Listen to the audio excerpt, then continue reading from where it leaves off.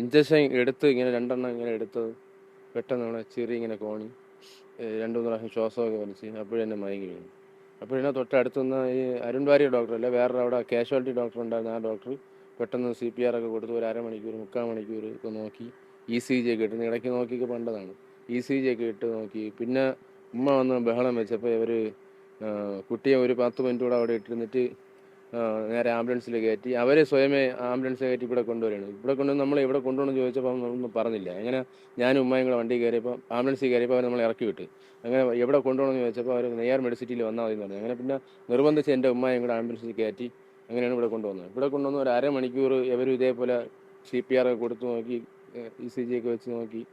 എന്നിട്ട് ഒരു റെസ്പോണ്ടുമില്ല. ഒരു 2 മരുന്ന് കൊടുത്തതിന് ശേഷം രണ്ടാമത്തേൽ ഒരു 10 മിനിറ്റോളം ഹാർട്ട് ബീറ്റ് ഉണ്ടായിരുന്നു. അതിനുശേഷം അത് സ്വയമേ പോയി. പിന്നെ ഇതിൻ്റെ ഇടയ്ക്ക് ഡോക്ടർ എന്നെ വിളിച്ചിട്ട് പറഞ്ഞു, ചേട്ടാ ഇവിടെ കൊണ്ടുവന്നപ്പോഴേ മരണപ്പെട്ടാണ് കൊണ്ടുവന്നത്, ആശുപത്രിയിൽ കൊണ്ടുവന്നപ്പോഴേ മരണപ്പെട്ടാണ് കൊണ്ടുവന്നത്.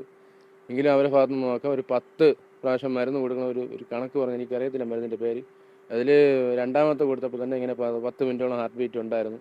അതിന് ശേഷം 10 എണ്ണം കൊടുത്തതിന് ശേഷം ഡോക്ടർ പറഞ്ഞു ഇനി കിട്ടത്തില്ല, സ്ഥിരീകരിച്ചേ വിട്ടു.